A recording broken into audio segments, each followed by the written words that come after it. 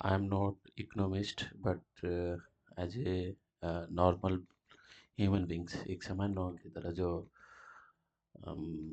Economy में क्या चल रहा है, इंडिया के लिए क्या ज़रूरत है, उसके पॉइंट ऑफ व्यू से हमें अभी इस चीज़ को देखना बहुत ज़रूरी है, क्योंकि यदि आप देखोगे तो जिस तरीके से वर्ल्ड का जियो पॉलिटिक्स है, वर्ल्ड ऑर्डर है, या फिर आप देखोगे कि वर्ल्ड में इंटरनेशनल इंस्टीट्यूशन जो एक रूल बेस्ड इंटरनेशनल ऑर्डर की बात करते हैं, उस सब का जैसे धीरे धीरे टाइम के साथ डिटोरिएशंस हो रहा है, उसका पूरी तरीके से जो ऑब्जेक्टिव है वो फेल हो रहा है। यदि आप डब्ल्यूटीओ को देख लोगे, या फिर जितने भी अदर ऑर्गेनाइजेशंस हैं, चाहे आप आईएमएफ को देखोगे, या फिर वर्ल्ड बैंक को देखोगे, या फिर एडीबी को देखोगे, एशियन डेवलपमेंट बैंक देखोगे, या फिर जो मेन इस सब का बॉडी है, पेरेंटल बॉडी कह सकते हैं, पेरेंट तो नहीं है, ये सब तो अलग अलग है, इसका यूएन यूएन से नहीं रिलेशन है, यूएनओ को देखोगे तो इस सब में क्या चलता है, इस सब में पावर गेम चलता है। जो कंट्री जितना स्ट्रांग है उसका पावर चलता है, उसका बोलबाला चलता है वहाँ पे। डजेंट मैटर क्या गलत है, क्या सही है, क्या मोरालिटी है, नो मोरालिटी है, कुछ नहीं। आप एक चीज़ देखो कि आईएमएफ के थ्रू हमेशा पाकिस्तान को क्या मिलता है, उसको बेल आउट मिलता रहता है, हमेशा पैकेज मिलता रहता है, कभी 6 बिलियन, कभी 5 बिलियन, कभी 4 बिलियन। आप यदि देखोगे तो वर्ल्ड में टेररिज्म का कहीं पे कुछ भी होता है तो उसका लिंक कहाँ से होता है, पाकिस्तान से होता है। तो मोरली या लीगली देखोगे तो ये टेरर को सपोर्ट कर रहा है, ये आईएमएफ से पैसा उठाता है और फिर टेरर को सपोर्ट करता है। तो तो फिर ये तो नहीं होना चाहिए ना, तो लेकिन नहीं होता है। फिर क्या है, क्योंकि इसमें यहाँ पे पावर गेम चलता है। अब अमेरिकन है तो उसको अपनी जियो पॉलिटिकल इंटरेस्ट के लिए अमेरिका पाकिस्तान को ज़िंदा करके रखना है, तो वो फिर नहीं देते हैं। दूसरा चीज़ ये है, पाकिस्तान के पास न्यूक्लियर है, ये भी लोग समझते हैं कि भाई ये कंट्री यदि फेल कर जाएगा इकोनॉमिक फ्रंट पे, तो यहाँ का जो न्यूक्लियर एसेट्स है वो किसी बैड एलिमेंट के हाथ चला गया तो वो वर्ल्ड के लिए डिजास्टर हो सकता है। ये भी फैक्टर्स है। तो मेरा कहने का मतलब है कि आपकी कंट्री कितना स्ट्रांग है, strong in the sense of, यदि देखोगे तो आप कहते हैं कि हमारे पास सॉफ्ट पावर है, ये है। सॉफ्ट पावर का कोई उतना वैल्यू नहीं होता आज इंटरनेशनल, आज के टाइम के प्रेजेंट के रिलेशंस में यदि देखोगे तो कोई इंपॉर्टेंस नहीं है, सॉफ्ट पावर का उतना नहीं है। Hard power, muscles power, hard power मतलब कितना आप स्ट्रांग है, मतलब मिलिट्री आपकी कितनी है, डिफेंस आपका कितना स्ट्रांग है। दूसरा इकॉनमी, इकॉनमी का यदि आप रोल देखोगे तो मेन यदि 70% यदि इकॉनमी का रोल आता है, ठीक, और 30% मिलिट्री मिलिट्री का रोल आता है। इकॉनमी को तो एक तरीके से वर्ल्ड में पावर का जो गेम होता है उसमें इकॉनमी को भी यूज़ किया जाता है, इकोनॉमिक वॉरफेयर का यूज़ करके भी किया जाता है। तो इससे डिसाइड होता है कि वर्ल्ड में आप कितना स्ट्रांग है, किसका क्या चलता है। तो इसी सब पर्सपेक्टिव में हम देखने का, आप एक सिंपल चीज़ देखो ना, यदि चाइनीज़ को देखोगे तो चाइनीज़ वर्ल्ड में कैसे अभी एक सेंट्रल पावर बन के उभरा है। क्या क्या चीज़ लेकर, एक ही चीज़ है उसके पास, एक इकॉनमी हो गया, इकॉनमी, दूसरा क्या है, मिलिट्री। यदि आप मिलिट्री देखोगे तो चाइनीज़ का कोई इतना बहुत ज़्यादा हिस्ट्री नहीं रहा है मिलिट्री के अंदर, मॉडर्न वर्ल्ड के अंदर, कि उसने कोई लड़ाई लड़ा है जिसमें उसने जीत हासिल किया है, या उसका कोई मिलिट्री का कोई सिग्निफिकेंट अचीवमेंट है जिसके वजह से। तो वो उतना है नहीं। ये तो मिलिट्री को आप दिखा भी हटा भी देते हैं। तो आप इकॉनमी को देखोगे तो चाइनीज़ वर्ल्ड में क्या है, एक सप्लाई चेन जो होता है उसमें देखोगे तो ये एक सेंट्रल पॉइंट हो गया। वर्ल्ड की economy without Chinese economy sustain sustain नहीं कहेंगे तो एक तरीके से कह सकते हैं कि वो उसको डिसरप्ट कर देगा, पूरे वर्ल्ड को कर देगा। यदि चाइनीज अपने इकॉनमी को एक बंद कर दे तो वर्ल्ड में डिपेंडेंसी इतनी हो गई है ना सारे वर्ल्ड की इसके ऊपर, क्योंकि ये क्या एक मैन्युफैक्चरिंग हब है, मैन्युफैक्चरिंग हब है, ठीक।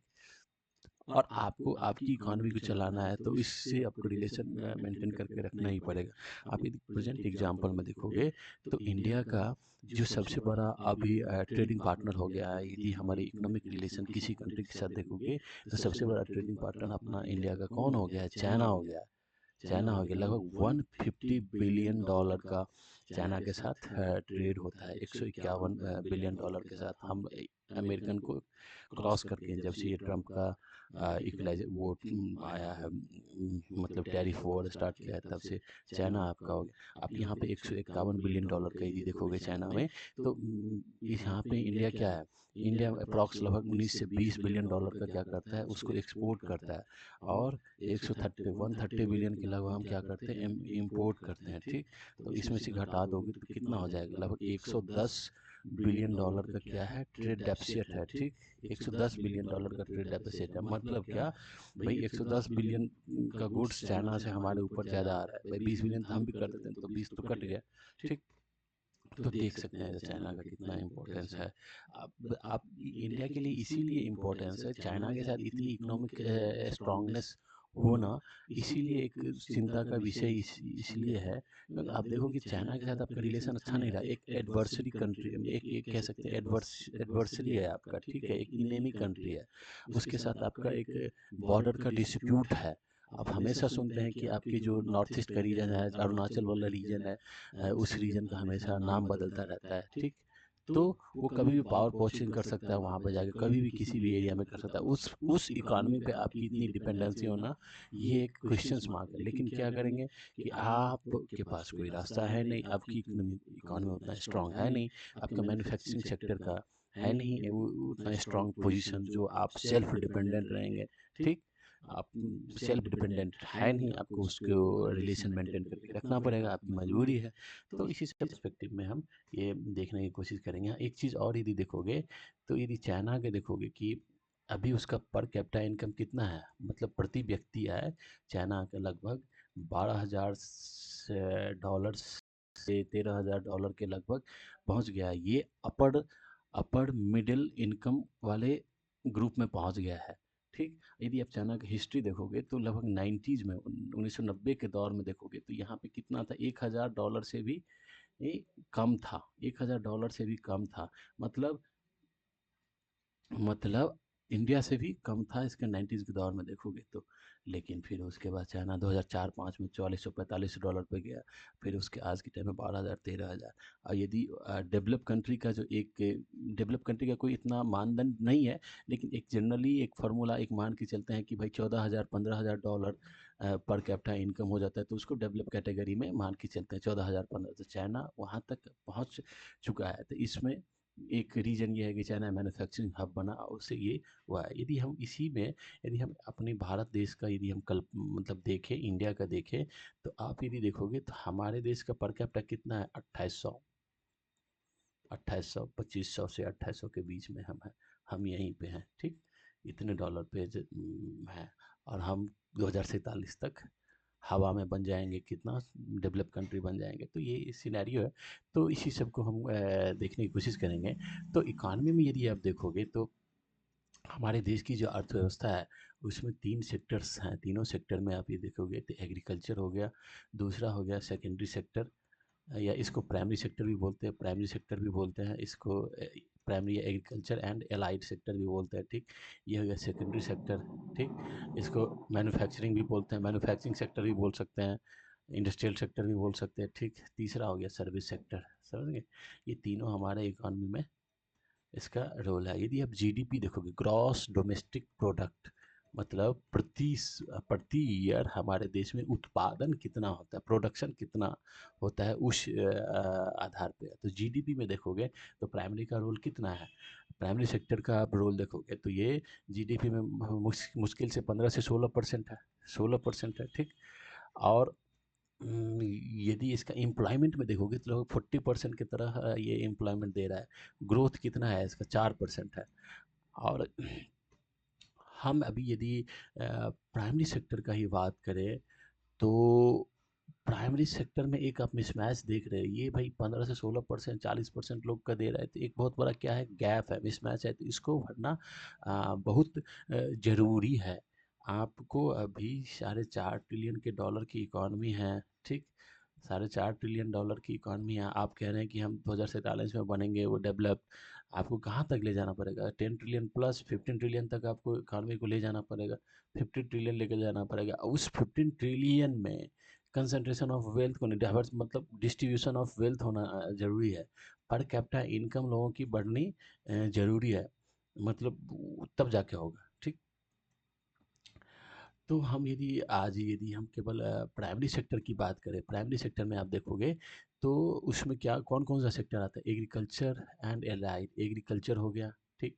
फिशरी हो गया, फिशरीज़ हो गया, माइनिंग को भी इसमें ऐड किया है 2-4 साल पहले, माइनिंग को भी इसमें ऐड किया है, खदान में जब निकालते हैं, ठीक? तो ये सब मिला के आपका ये प्राइमरी सेक्टर होता है, ठीक? अब इस प्राइमरी सेक्टर में जीडीपी हो गया कितना 15 से 16%, ठीक 16%। और वर्किंग क्लास इसमें कितना है 40% है। मतलब जितना आपके पास वर्किंग क्लास है वो 40% इसमें डिपेंड करता है, ठीक। अब वहीं यदि आप देखोगे सर्विस सेक्टर का, तो सर्विस सेक्टर कितना है जीडीपी में 50 से 60% इसका रोल है, ठीक। रोल है इसका। ये एम्प्लॉयमेंट का कितना सोर्स देता है? ये बहुत कम देता है, ठीक। मान के चलो 10 से 15% के लगभग दे दिया तो बहुत हो गया। इसको आप एक तरीके से ये सर्विस सेक्टर को आप एक तरीके से आप कह सकते हैं इसको एक नॉलेज बेस्ड इकोनॉमी है। ये नॉलेज बेस्ड इकोनॉमी है। सर्विस सेक्टर में आप किसको कह सकते हैं? जैसे कि मान लो जी देखिए बार्बर हो गया, ठीक, टीचर हो गया, डॉक्टर हो गया, ठीक, डॉक्टर हो गया, लॉयर हो गया, ठीक, इंजीनियर हो गया। ये सब क्या है आपके सर्विस सेक्टर के आते हैं ये सब। इन लोग क्या देते हैं? कोई प्रोडक्शन थोड़ी देख करते हैं, ये लोग तो कोई सर्विस ही देते हैं। डॉक्टर के पास आप जाते हैं तो क्या देता है आपको? प्रिस्क्रिप्शन या दवाई लिख दिया, आपका हेल्थ ठीक है तो सर्विस ही तो वो इकोनॉमी। टीचर क्या करता है? आपको पढ़ाता है, कोई चीज़ थोड़ी देता है बना के। टीचर तो पढ़ाता है, ये तो वो क्या है सर्विस सेक्टर हो गया। डॉक्टर प्लम्बर जो होता है वो क्या करता है? आपके यहाँ के आके पानी की जो प्रॉब्लम है वो फिट कर देता है, तो वो क्या हो गया? आपको सर्विस ही दे रहा है, वो आपको प्रोड्यूस तो नहीं कर रहा है। ये सर्विस सेक्टर में आता है, ठीक। तो ये जो है ना हम प्राइमरी सेक्टर का, ये बहुत बड़ा प्रॉब्लम है। अब देखिए इस सेक्टर के अंदर एक नया अपॉर्चुनिटी यदि ये आया है, ब्लू इकॉनमी कह सकते हैं, ब्लू इकॉनमी। ब्लू इकॉनमी मतलब हम ये जैसे कि फिशरीज हो गया, फिशरीज सेक्टर को इसको करने की ज़रूरत है। एक्वा कल्चर हो गया, एक्वा कल्चर हो गया, इस सब को आप यदि अब आगे बढ़ाते हो तो इसमें एम्प्लॉयमेंट जनरेशन का एक मतलब बहुत बड़ा अपॉर्चुनिटी आएगा। और उसके थ्रू एम्प्लॉयमेंट जनरेशन होगा, इकोनॉमिक ग्रोथ करेगा और पर कैपिटा इनकम लोगों का बढ़ सकता है। तो ये देखिए डेटा आप फिर बोलेंगे जो भाई ये तो एक प्रॉब्लम हो गया। अभी यदि हम इसका सॉल्यूशंस यदि देखें तो इसके सॉल्यूशन पे बात करोगे तो बहुत सारे इसका सॉल्यूशंस है। यदि कि देखोगे आप डायरेक्ट सिंपल आप ये कहते हैं कि हम ड्रोन दीदी या ये सब ले आए, सब जस्ट ये सब पॉलिटिकल इंस्टेंट होता है। इसको ये सबसे कुछ बहुत बड़ा चेंज नहीं होने वाला। एग्रीकल्चर में यदि प्राइमरी देखेंगे तो बहुत सारे प्रॉब्लम है। सबसे पहले तो ये करना पड़ेगा कि भाई एग्रीकल्चर को आपको जो प्रोडक्ट है उसको वैल्यू एडिशंस करना पड़ेगा। एग्रीकल्चर को आप यदि इसको एग्रीकल्चर सेक्टर को आप यदि फूड प्रोसेसिंग इंडस्ट्री एफपीआई से यदि नहीं जोड़ोगे तो यहाँ पे ग्रोथ नहीं होना, यहाँ पे एम्प्लॉयमेंट जनरेशन नहीं होना। जैसे आप देखो एफपीआई क्या होता है, देखिए एग्रीकल्चर में ही आता है आपका हॉर्टिकल्चर भी इसका एक डिपार्टमेंट, चलो मान के चलो ये आता है हॉर्टिकल्चर आता है।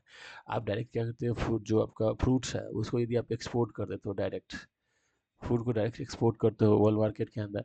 अब ये फ्रूट्स को आप यदि वैल्यू एडिशंस करके यहाँ पे इसको कर सकते हैं तो फूड प्रोसेसिंग इंडस्ट्री आपका ग्रोथ करेगा यहाँ से। तो यहाँ पे एम्प्लॉयमेंट जनरेट होगा, लोगों का पर कैपिटा इनकम यहाँ पे बनेगा। दूसरा चीज़ ये है यदि इंडिया को देखोगे तो आने वाले इस सेक्टर में इसीलिए अपॉर्चुनिटी है क्योंकि हमारे देश का अभी जो अर्बन पॉपुलेशन कितना है, लगभग 33%, 35% के लगभग है।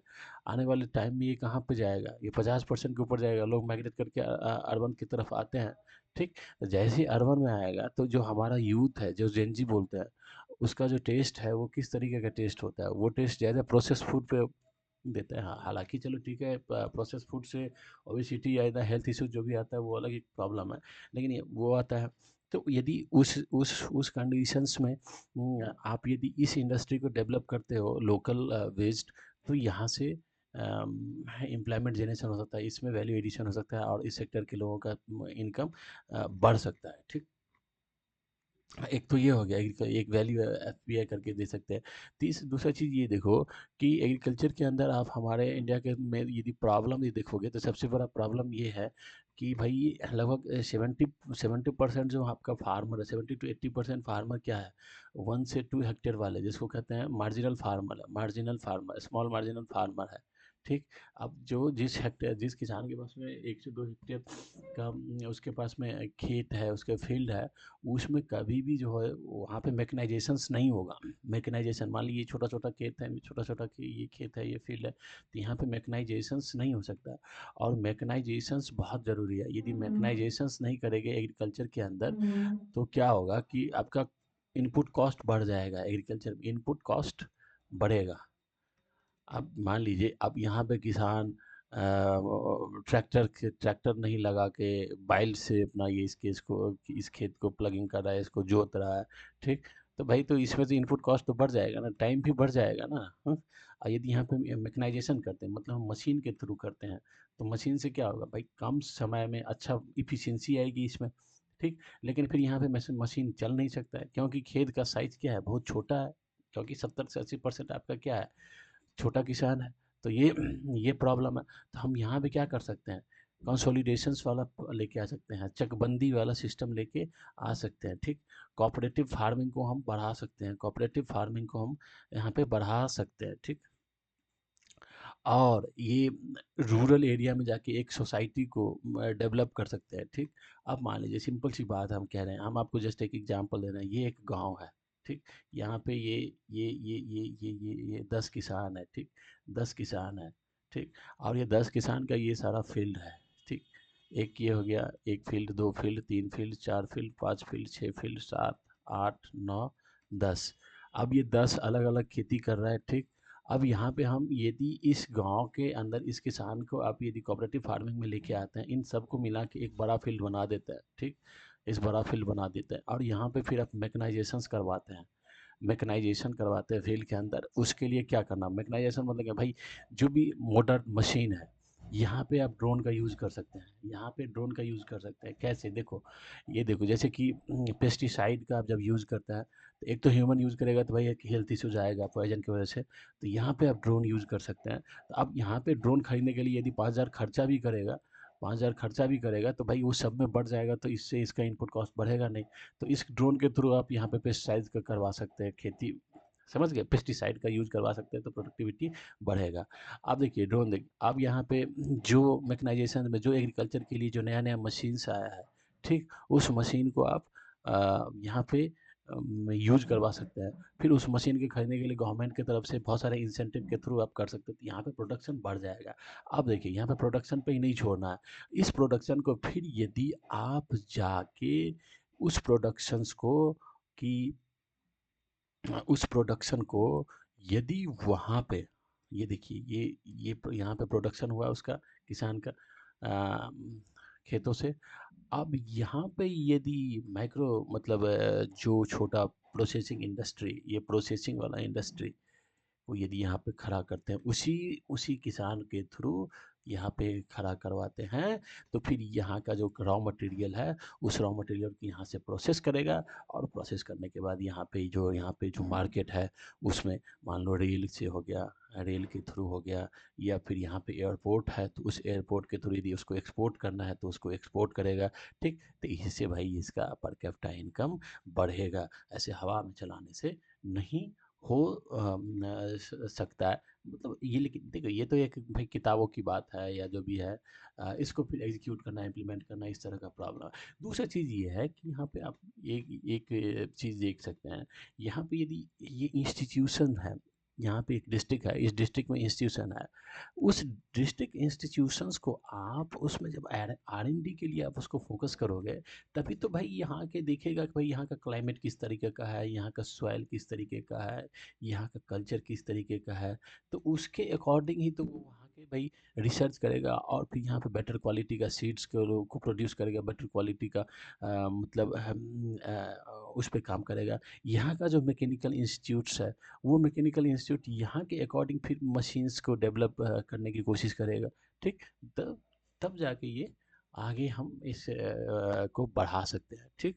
तो इसमें हम लोगों को एक एजुकेशंस को बहुत बेटर करने की भी ज़रूरत है, एजुकेशंस को बेटर करने की भी ज़रूरत है, तब जाके ये हो सकता है। ठीक है, अभी हम इसको यहीं पे रखेंगे, इसको लंबा खींचेंगे तो फिर बड़ा हो जाएगा, फिर कोई देखता नहीं है, तो बेकार का एफर्ट भी एफर्टलेस, मतलब एफर्ट भी बेकार जाता है। तो हम इसको यहीं पे रखते हैं। यदि हम इसको और भी डिस्कस कर सकते हैं, भाई इनपुट कॉस्ट को आप कम कर दो, जब फार्मर है उसके इनपुट कॉस्ट को कम कर दो और उसके इनकम को आप डबल कर सकते हो। इलेक्शंस कैंपेन के लिए नहीं, रियल में आप डबल कर सकते हो।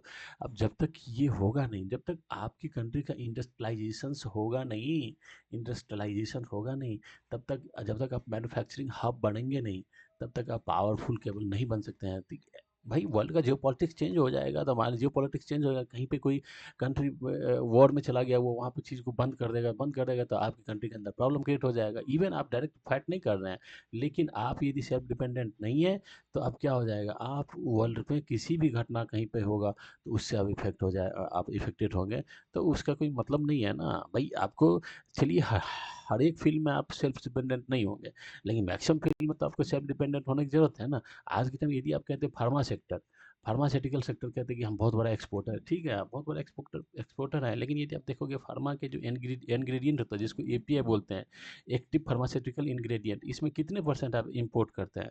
लगभग 60 to 70 से ज़्यादा आप इंपोर्ट करते हैं, 70% उस पर डिपेंडेंट है, और 70% में भी 90% आप चाइना से इंपोर्ट करते हैं। ठीक, अब ये एपीआई क्या होता है, वो केमिकल होता है, जो केमिकल इंडस्ट्री के थ्रू आपके पास आता है। तो ये एपीआई यदि यहाँ से नहीं आएगा तो आपके फार्मा इंडस्ट्री आगे नहीं कम करेगा। ठीक, अब यदि देखोगे, आपका सिंपल दूसरा एग्जांपल यदि हम देखें, मेडिसिन मतलब मेडिकल फील्ड में ही देखें, तो आप यदि देखोगे तो आपके जितने भी मेडिकल इक्विपमेंट है जो कि एक एसेंशियल लाइफ के लिए होता है, वो सारा क्या है, इम्पोर्ट डिपेंडेंट है। मान लीजिए आप एक एमआरआई मशीन ही है आपका, एमआरआई मशीन है, वो कहाँ पे डिपेंडेंट है, दूसरों से वेस्ट से मंगाते हैं, अमेरिकन से मंगाते हैं, ठीक, वहाँ से मंगाते हैं। अब ये यहाँ पे रोक देगा तो आपके यहाँ पे हेल्थ इश्यूज क्रिएट हो जाएगा।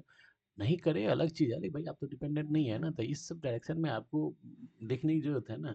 यदि आप 90s के दौर में इस सब पे ध्यान नहीं दिए तो अभी तो देर नहीं हुआ, अभी तो इसमें जा सकते हैं। ठीक, तो एक बहुत बड़ा हमारे एक बेसिक कॉन्सेप्ट में चेंज। अब देखो हम एक बात ये कह रहे हैं कि जो गांधी है, जो गांधीयन मॉडल है, गांधी मॉडल जो दिए थे अपने, उन्होंने बोला था भाई ग्राम पंचायत को आगे बढ़ाओ, ग्राम पंचायत को आगे बढ़ाओ। ठीक, ग्राम पंचायत, ग्राम स्वराज, उन्होंने बोला था भाई हैवी इंडस्ट्री को लगाओ, लेकिन हैवी इंडस्ट्री बेस्ड इकोनॉमी को नहीं बनाओ, जो तुम्हारा लोकल है, जो विलेज टू टाउन का मॉडल है उसको बढ़ाओ, मतलब विलेज की लोगों को मतलब प्रोडक्शंस लाइन में लेके आओ, यहाँ पे इकोनॉमी को क्रिएट करो विलेज के थ्रू। मान लीजिए जैसे खादी है, खादी एंड विलेज इंडस्ट्री है, उसको उन्होंने बढ़ाने की बात की थी। जो ट्रेडिशनल है वर्कर है, उसको आगे बढ़ाने की बात की थी। तो भाई बोले थे जो भाई इस तरीके से गांव से शहर की तरफ इकोनॉमी को आगे बढ़ाओ, तो गांव को सेल्फ डिपेंडेंट बनाओ, तो तब जाके कंट्री का इकोनॉमी स्ट्रांग है। लेकिन पता नहीं है, 5 ईयर प्लान उठा के ले आए, हैवी इंडस्ट्री लगाने पे ले आए, और फिर क्या हुआ वो देख ही रहे हैं, अभी तक हम लोग कहाँ पे हैं। So this is the problem of our countries economic. तो इकोनॉमी को स्ट्रांग करना, इंडस्ट्रियलाइजेशन करना, मैन्युफैक्चरिंग हब बनना, वो बहुत ज़रूरी है, तभी जाके कुछ हो सकता है। So thank you for watching it, फिर देखेंगे इसी को कभी और आगे बढ़ाएंगे। Thank you.